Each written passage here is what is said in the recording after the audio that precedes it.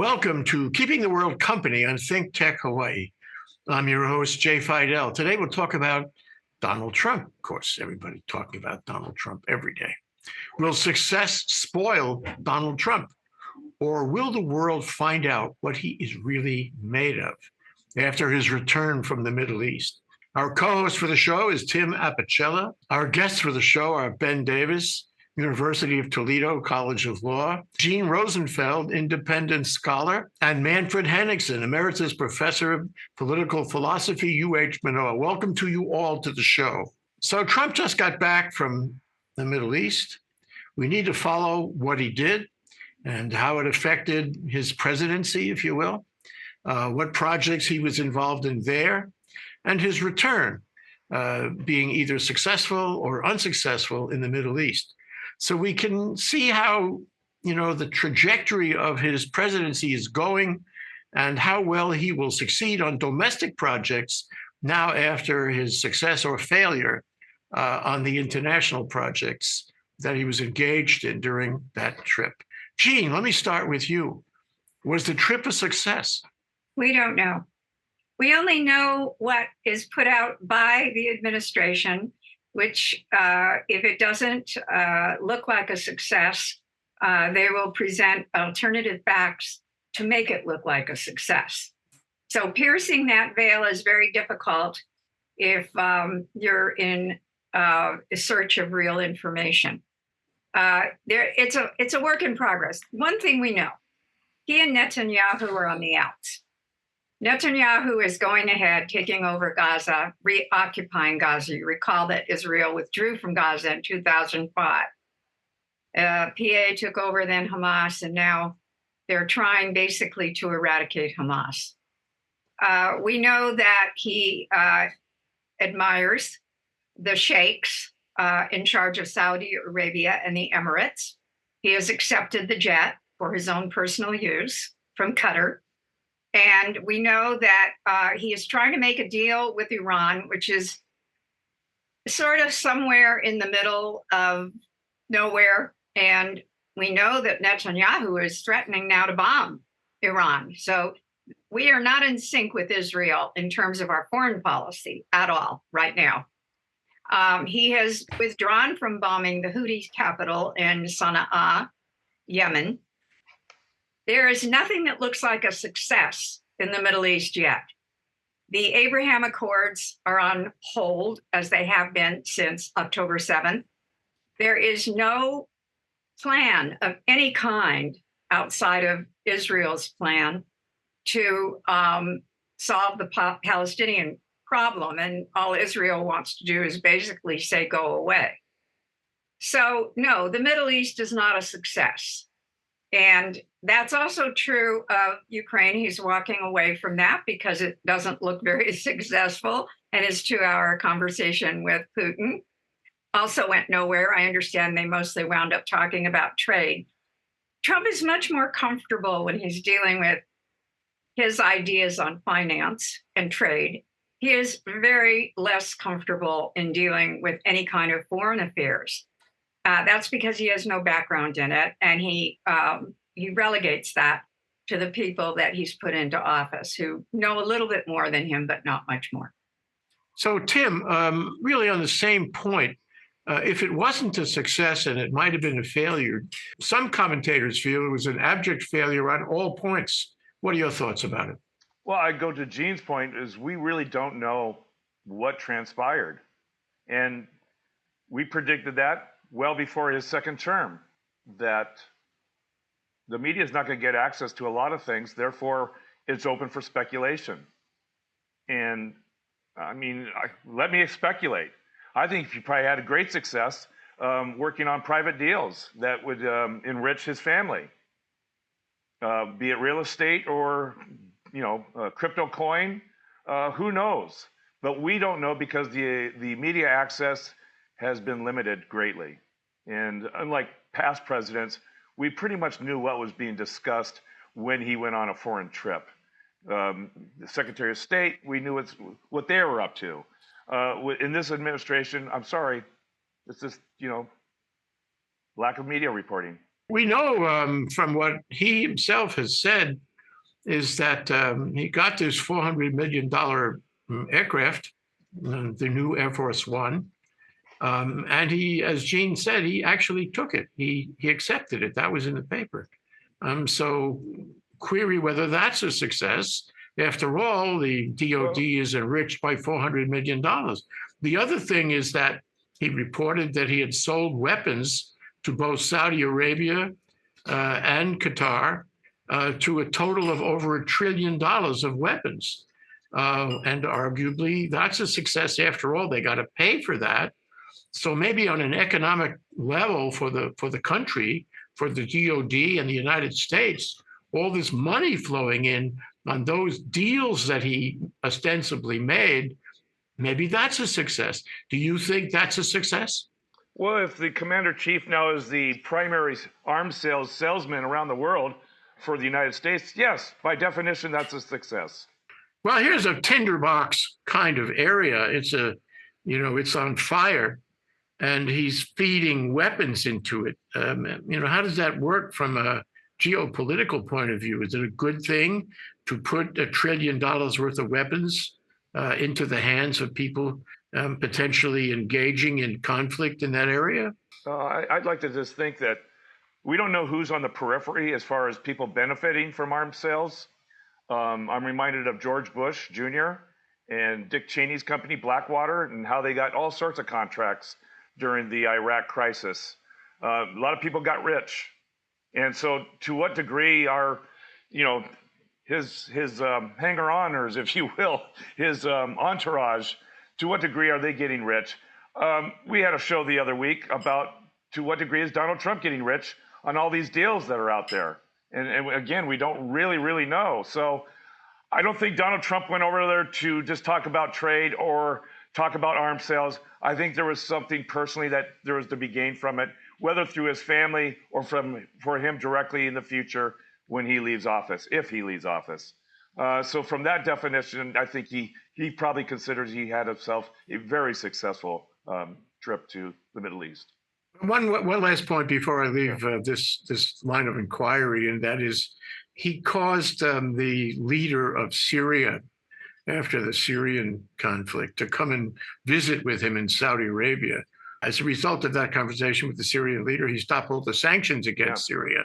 There's a lot of questions about that, whether that was a good idea because this guy was a terrorist and because now he loses control of the situation. He never went to Syria, but he gave the benefit of stopping the sanctions to Syria. So is that a success, Tim? Well, not for America and maybe not for the world. I mean, but at the same time, was this new government in Syria going to be beneficial versus Assad? And that's yet to be seen. I mean, time will tell. But, to just carte blanche make a policy decision, probably didn't consult with a lot of people before he made it. And I think what really motivates Donald Trump, unfortunately, is his statement from his before his first term: "Only I can fix it. I'm the Mighty Mouse. I'm this, the superhero that can come in and save the day and take enemies and make them our friends and potentially, well, not potentially, we've already done it, take our friends and piss them off, potentially making them our enemies." So only Donald Trump can fix it. And that he loves that when he's on the world stage. I mean, he just eats it up. And so for him to eliminate sanctions for Syria, I think is right in his wheelhouse.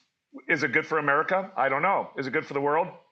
I don't know. We'll see. Time will tell. Ben, there were a number, as Gene referred to some of them, a number of nothing burgers in that trip.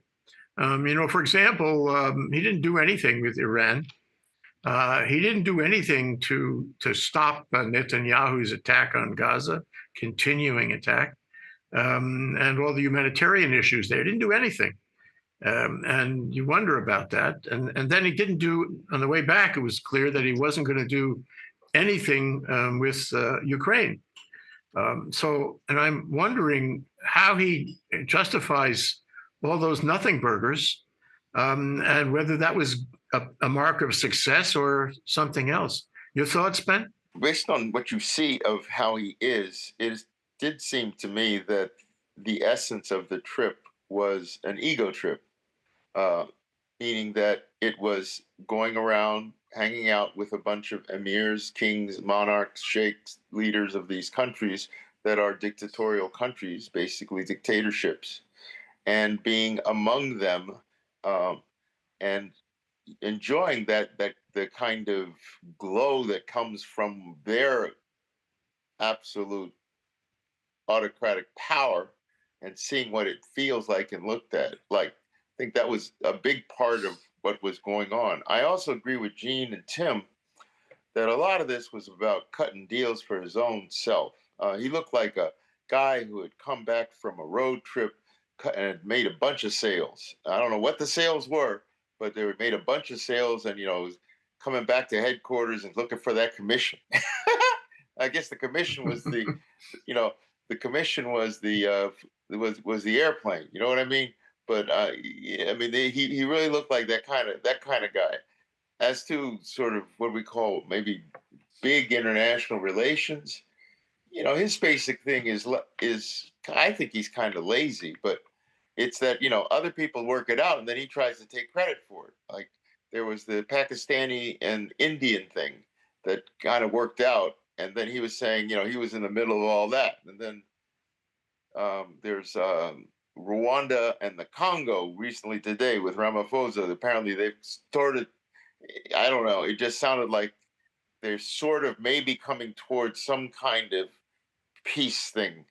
Kind of reminds me of the UK deal with the United States with regards to trade. It's like a framework of a framework, but he was trying to take credit of that in the Oval Office today. So, I really think he really doesn't care about any of that big international relations, because other than to get, as Manfred would say, the Nobel Peace Prize, I'll stipulate to that, other than to get the Nobel Peace Prize, which is self-aggrandizing, he doesn't really care because he has no real attachments to any principle or any kind of view of the world that would, defending democracy. He doesn't care. Can I make some money? It's, I will defend democracy if I can make some money. I won't if I can't, So was it a success? Yeah, he looks like a guy who made a lot of money. Whether it was a success for the United States, I'm not sure. Well, let me know your thoughts about Ukraine, because no sooner that he got off the plane, he had this telephone call with Putin. Apparently, he achieved nothing on that. And then he backed out, as he has threatened to do. He was setting that up for weeks. He backed out. He's not going to be involved. Marco Rubio indicated that they were done. Is that a success or is it a failure? And how does it play in terms of the trajectory of Trump's presidency? I mean, his entire Ukrainian policy has been a failure for as long as it's been going on, with his lean towards Putin, right? So, and his fantasy that somehow he's able to get Putin to come to the table, without some kind of extensive pressure on him, is just, it's completely unrealistic. But I don't think he really cares. He's got a rare earth deal that's got set up with Ukraine, so he's a happy camper with that. And if the Ukrainians all lose and the Russians get it, he'll do the rare earth deal with the Russians, who take it over. The only thing that maybe would make him feel a little bad is that people would say, "Who lost Ukraine?" But look at what he's doing domestically. Domestically, he is repressing everybody and making an autocratic setting so that no dissent is really encouraged, or the dissent is not only discouraged, it is harassed. It's harassed. I want to cover that in great detail, but I have one question for Manfred that I want to ask him. Europe, really, representatives from the European countries were not involved in his trip to Saudi Arabia and Qatar. What does that mean? Likewise, he didn't include or visit Netanyahu. There's another question there. But what does it mean that Europe is not involved? How did you think Europe sees this trip? Was this too satisfying to Europe? Was there some gratification? Was there some benefit? How do the Europeans feel? I think for Europe, it was a success. because you have the liberals winning in Poland. Now, we will see whether that lasts until when you have the next election on June 1st. They won in Romania to the surprise of everybody. And I think the European Union, Great Britain have come closer together, not only economically, but in every other respect. So, as I've always said, Trump is the best thing that has happened to the European Union. And they are beefing up their support of the Ukraine. I wouldn't be surprised, if the Ukraine will become a member of the European Union very soon. I think they should have done it long ago. But Angela Merkel was against it, and she is now in Germany, somewhat under pressure for her Russia policies. I mean, it's quite amazing how critical people discussing her position vis-a-vis Russia, not the pipeline to the North Pipeline 2, and all kinds of other things. So in that respect, I think Trump's trip was a self-aggrandizing ego trip, as you mentioned before. And geopolitically, it may have, to some extent, helped the US distancing themselves, even if he hasn't done it politically in any statement, from Israel's crazy policy in Gaza. And these images, that you get out of Gaza of children that look as if they are Holocaust survivors. It is absolutely stunning. In that regard, I would say geopolitically, this trip has isolated the US more than it was before. And I think this isolation helps the unification process of Europe, and also, the beefing up of the military. I mean, the German government under Merz is really in the process of not only promoting that, but getting it off the ground. And they are sending weapons to Ukraine. I mean, there are 30 million or billion, I think million weapons waiting that have already been approved in the US, but they have not been shipped. Now, why Congress, who approved that, did not move in and do anything about this unwillingness of the administration to go forward, I don't know. But on the other hand, then you have, this other now critical world leader, Leo the 14th, who, even though he met Vance, which I was surprised about it, because I thought the last visit of Vance to Francis may have not helped his health. But I mean, why Leo invited Vance for this personal conversation, I don't know. But I think the Pope is not a friend of Trump and Trump's geopolitical vision. So for that reason, you have, I think, 1.5 billion people in the world being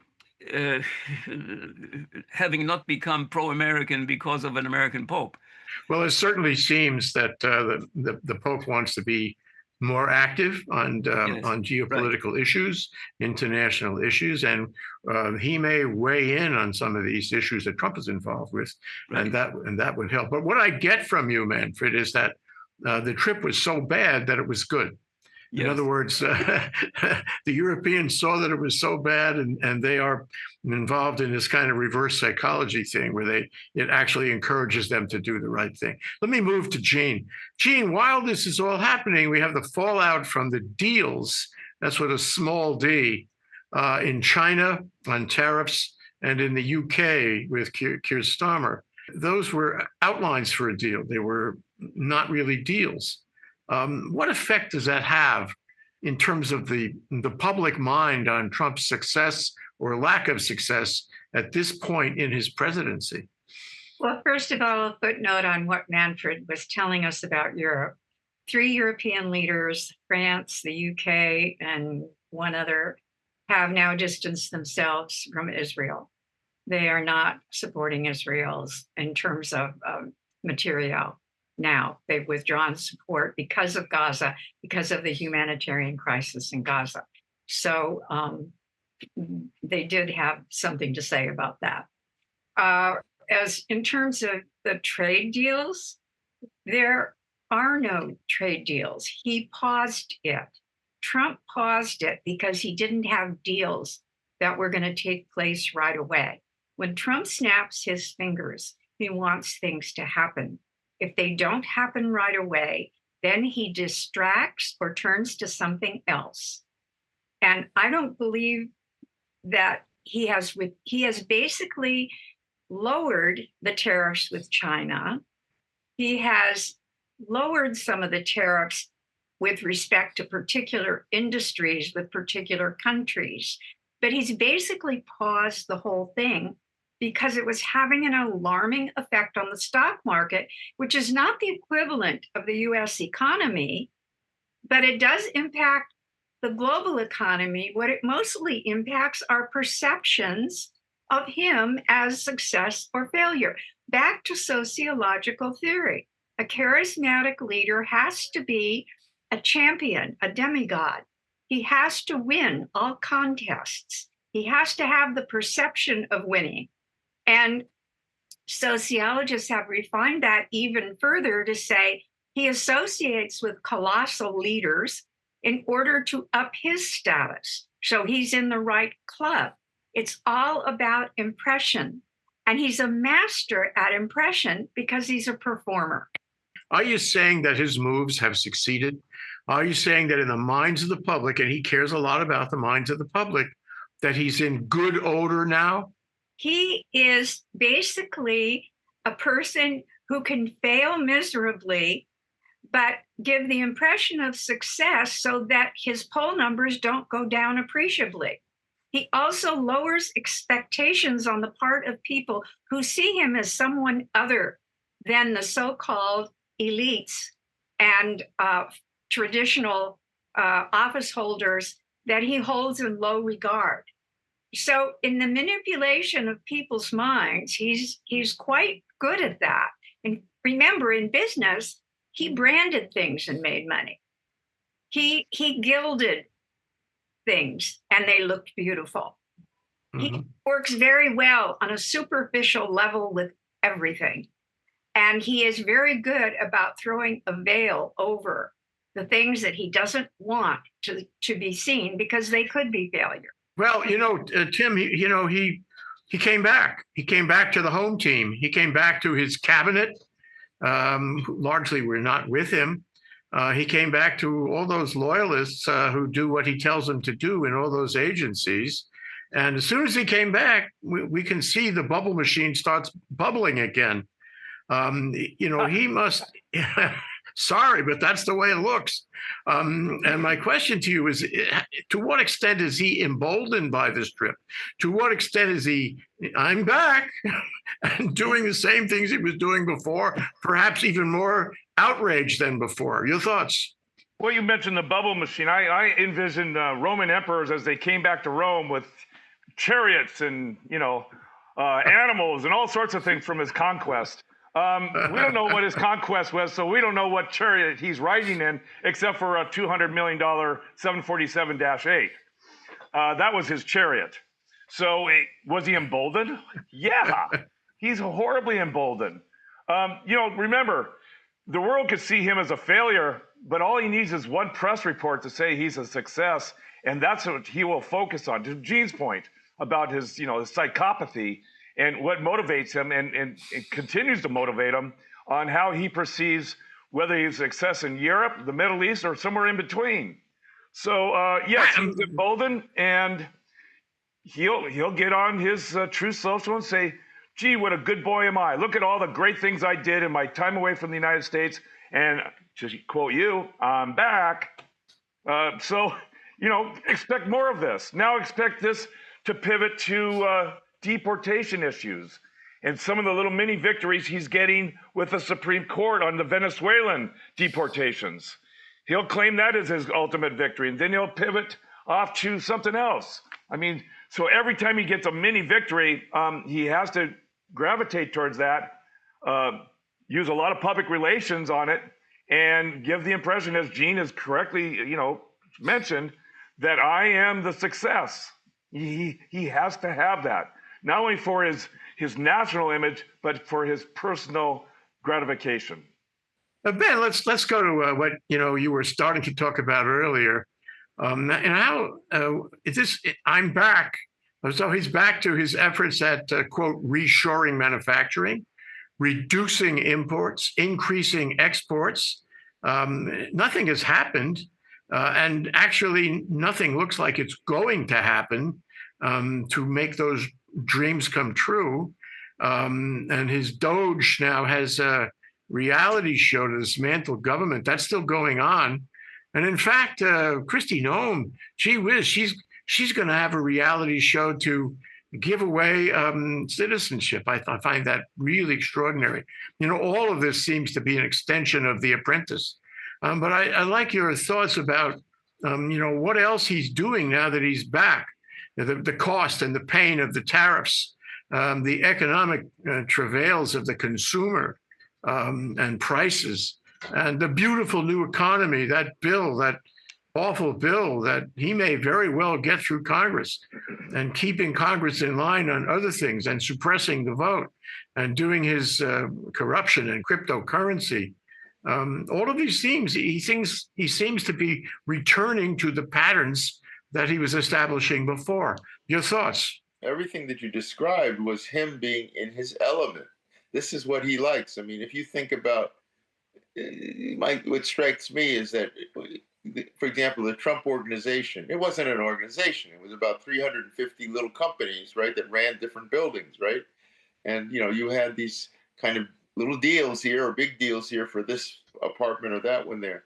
Well, it's like everything's like a little deal or big deal right now, though, with him, as he tries to repress. First, he's trying to scare us all, right? By going after the undocumented, but going after them in a way that is scary. Now he's going after these Congress people. He's going after a judge, again, about scaring people, intimidating them. You have the people that he's put in place. I mean, this guy Martin, who's going to be the head of weaponization of the government. I mean, that, naming and shaming even people who are not investigated. I mean, it's all of a piece with intimidating people. In fact, I was hearing today about why doesn't the press, or maybe it was last night, why the press does not push on him harder. It's because they fear him. He's managed to engender fear in the press, and obviously the different efforts to squelch the universities, the efforts to control culture, all of that stuff. He's got plenty of minions who are willing to play along with that in the United States as a process of having us move to an authoritarian space. Now, there are people who say that it works in the United States. I mean, one of the reasons it works is that you have sometimes the press misses things. I mean, I was watching Katie Tur today, and they're talking about all the bad things that Trump is doing, ignoring the emoluments clause of the Constitution, taking the plane, and she was saying, well, why aren't people in the streets, about this? And I'm like, Katie, people have been in the streets for a few weeks now about all this. People have been filing 200 lawsuits. I mean, there's a lot going on that, that you obviously are missing. Part of his technique is to flood the zone. And now that he's back, would you agree with me that he is back to flooding the zone on every issue, every outrage you can think of, most of which, if not all of which, is destructive, not helpful to anybody and not helpful to the country? Don't you agree that the flood the zone thing is his way of retaining control and enhancing his power, and he's back doing that? Absolutely. And a lot of that flooding the zone is to distract us from other things like this big, beautiful bill, which I call, actually not me, I saw Reverend William Barber called it a big, ugly, destructive, debilitating bill. he works with the Poor People's Campaign. He said that's the way he described what's going through, what's being discussed in the House right now. But all of this is distraction while he tries to get that bill through to give this enormous tax break to his rich friends and basically to screw the poor and working class. And I think that is the principal thing going on with him. Everything else is distraction and intimidation of anybody who would try to dare to disagree with him. Well, Manfred, the items that bear the mark of outrage seem to be, to me, increasing now that he's back. The notion of putting the former acting U.S. Attorney Martin in Washington, D.C. into a job where he is charged with shaming people, even though he doesn't have any evidence and could never indict them. So now it's shaming. And one of the shaming people is is Comey, the former director of the FBI. I mean, it's just outrageous. They don't have any evidence on him. They'll never get a conviction on him. And yet they're just attacking him. He's not the only one. There are so many others. They're taking vengeance, even when they have to admit they have no evidence that suggests that there should be a prosecution by the Department of Justice. The Department of Justice is completely unhinged, but it is being used. And the other things that are really remarkable is he is sending people without due process now to Sudan. He tried Libya, that didn't work. And actually, he tried a half a dozen other countries. None of them worked. But Sudan, which is, in crisis, there's a civil war going on. People are shooting each other in the streets. There's no food. There's no medicine. There's starvation everywhere. You can imagine what the prisons are like. And he wants to send these people who he charges as bad migrants. There, of all places in the world. I guess it's not enough to send him to El Salvador. Maybe they're all booked up in El Salvador, so he's got to find other places. This is outrage. I mean, what I'm suggesting to you, Manfred, is the things he's done now that he's back are even more outrageous, and he's getting away with it. And to Tim's point, the media is really not stopping him and reporting it just very matter of fact when it's more outrageous than ever. Your thoughts? All of you have forgotten one major accomplishment of Trump. He makes America white again by having immigrants coming from South Africa. Thank you. And I think but that will be a self-defeating issue also, because he wants to bring them together with another white South African who is really seen as the devil behind Trump, and that is Musk. So I don't know whether he does not understand that when he brings the two, publicly together in a kind of support ceremony for his successes, that is self-defeating. So in that sense, this really outrageous and idiotic parade of the South African, what are they, genocide victims, I think will be self-defeating. Now, I do not think this situation, I don't want to say that because I want to keep up some optimism, contrary to most of you, about what is going on in the United States. I think it's not all as bad. You have resistance. You have not only the street protests, which are growing, but you have also, the New York Times, when you constantly read, when you regularly read their editorial opinion pages, it's quite amazing what you have there. And I mean, I don't know whether you are all wondering whether at one point you will become arrested for all of the things that we are saying here. Manfred, do you ever watch 60 Minutes? Yeah, I do. 60 Minutes and CBS has been, a victim of all of this, and they lost two of their principal producers within the last couple of weeks because of Trump's attacks through the Paramount transaction that is contemplated by Mrs. Redstone, who I guess owns Paramount. No, and 60 Minutes. I'm aware of that, and I'm aware, of the. Well, he's clearly softening 60 Minutes, which in my world is very important. It's probably the most important news show for the past many decades, and certainly during his administration before. But they're softening. He's attacking them on a regular basis. And so my question to you is, are you sure about that?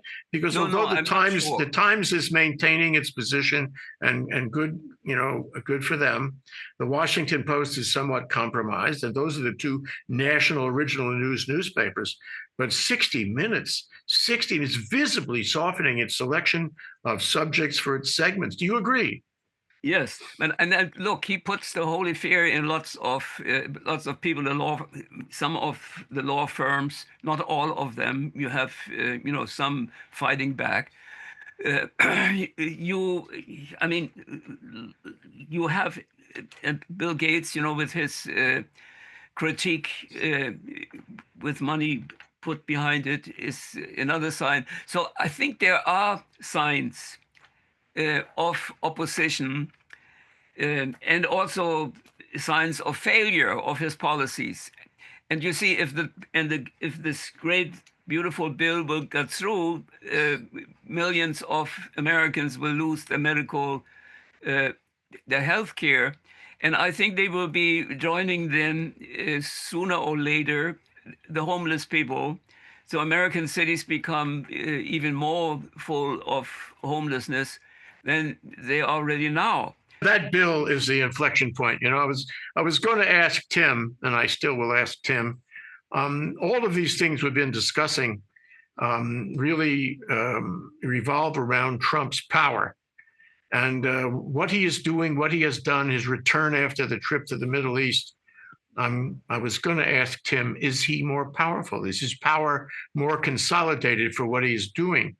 But the icon, the emblematic issue that you have to know about in order to answer that question is the big, beautiful bill. Because if that passes the Congress, we are really in deep kimchi. I agree with Manfred. It's very serious because it will affect everything in the country. It will destroy so much more that has already been destroyed. Your thoughts, Tim? My thoughts are the bond rating for the United States has already been downgraded by Moody's. Right. Before a $4 trillion added deficit will be added on. The bond market doesn't like this. Wall Street doesn't like this. I will say that Donald Trump is emboldened not only from potential passage of the big, beautiful deal, but really let's just go back a little bit when the Supreme Court said you have immunity as long as you're acting in your capacity as the President of the United States. That's the bill. That's the decision that gave him all this, this perceived power, and he's not slowing down. So get us back to the big, beautiful bill. That would be a presidential success. And you can count on it that he'll be riding a chariot through the streets of Washington, D.C., along with his military parade on the 14th of June to advertise that he is successful. And he'll browbeat the senators that are opposing it. You could count on the phone calls already taking place to the Senate, Republicans that don't like this and they don't want to approve it. But be as it may, he'll blow the trumpets and he will once again stand with his robes of as an emperor would, and he'll claim it a success, even if it's not a success. He'll find a way to paint it as a successful engagement. Yeah, I thought I heard you say that Trump will blow the trumpets, and I really think that enhances our discussion. Gene, it's time for your final thoughts, okay? Can you tell us where this all fits in the ascendancy or the descendancy of Trump's name and power in the country, his move to dictatorship? Where are we on the trajectory? Back to the veil, back to piercing the veil. All of the distractions are taking us away from the main issue of all, which is to deport, incarcerate, get rid of 11 million people in this country who came here, most of them legally, to eventually become citizens. This is the scapegoat target of this fascist regime. Look at what's happening. I mentioned Newark in one of our programs. MacGyver, LaMonica MacGyver, the congresswoman from New Jersey, who was present at the detention center with Ross Baraka, the mayor of Newark, to make sure that the prisoners at that private detention center contracted guards with a private sort of metamilitaristic company were treating the prisoners right, and it's on a polluted site, and it had to meet certain standards, which it did not apparently, but they were there on a legitimate visit. She's been charged now with a felony and of trespass, and they tried to make a deal with her because that's a very weak charge they've made. But she has gone on national television and broadcast what happened there.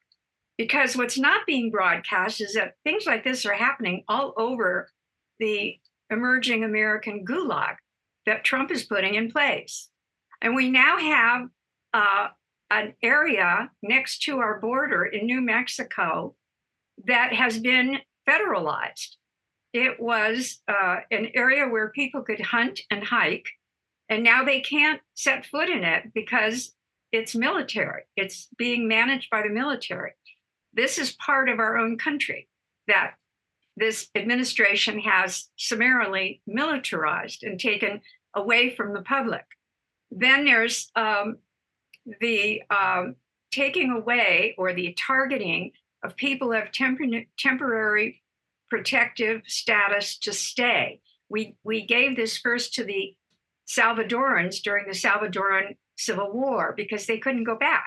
And after all, we were the ones who really jump-started that civil war with the right wing there. And now El Salvador is a client state of ours, basically, where we can put our prisoners. So look at the shadow state that is being built now. And because of the distractions that he creates so successfully, our reporting and our journalists are being distracted from that. And they're turning away. But that is the main thing. Look at those that are being targeted for immigration. Those that are having court cases, have not been found guilty, are being snatched. All of those people. Witnesses are afraid to come forward too because they can be snatched.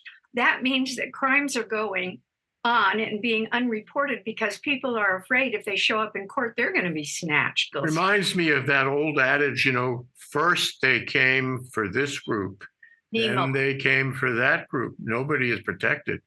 And there was an article in the Times, a guest essay in the Times to that effect. So, Ben, what troubles me from a legal point of view is the attack on the Constitution.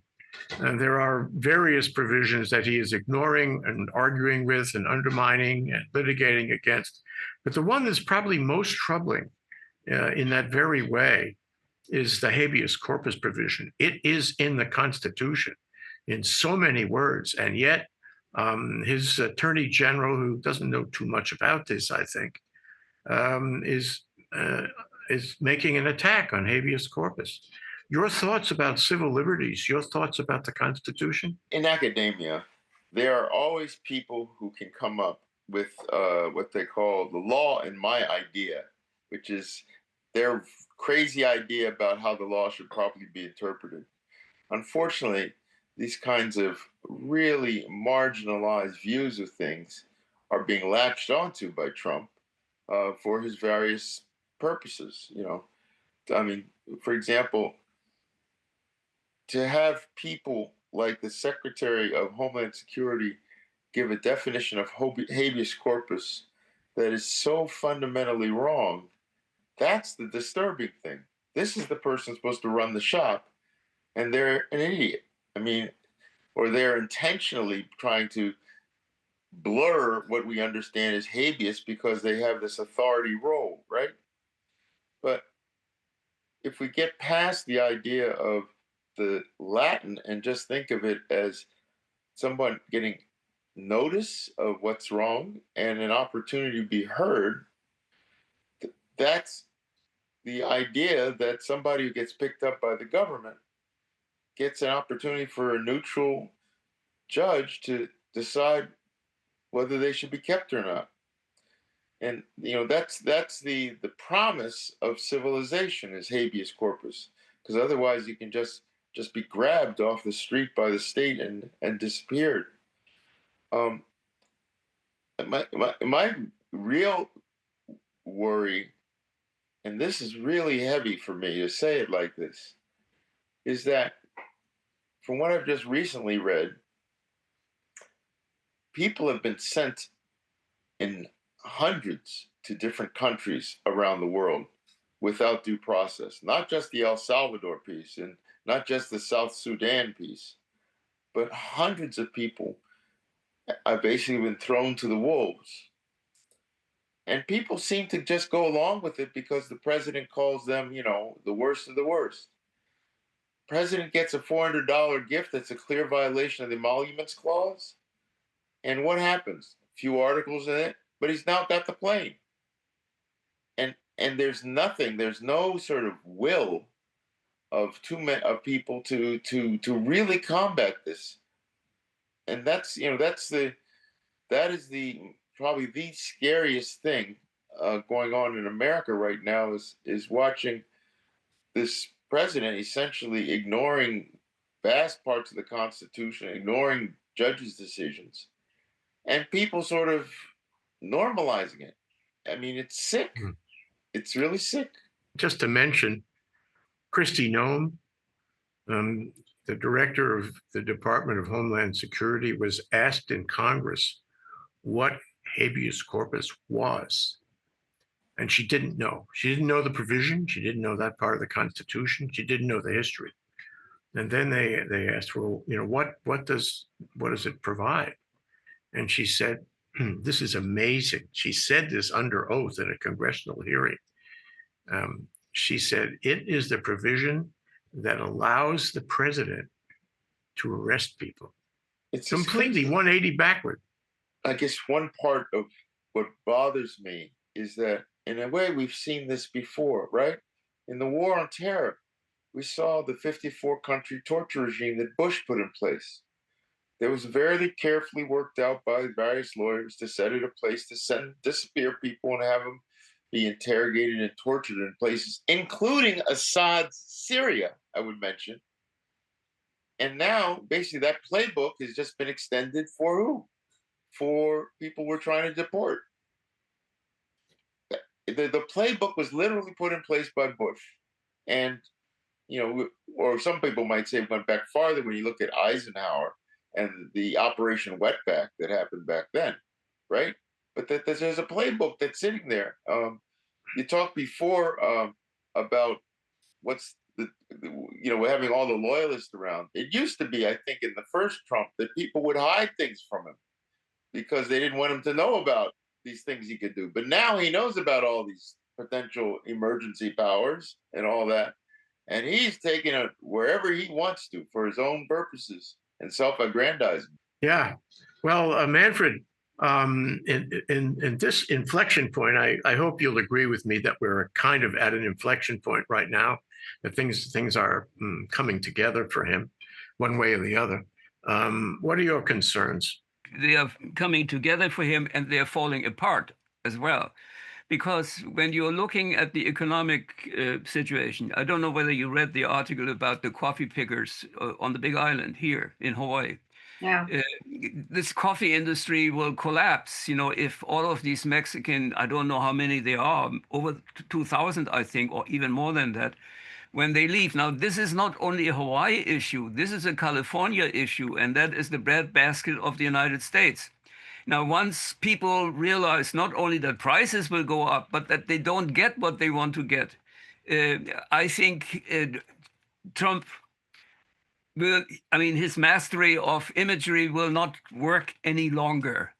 And there's something else I think that you forget or do not emphasize at all.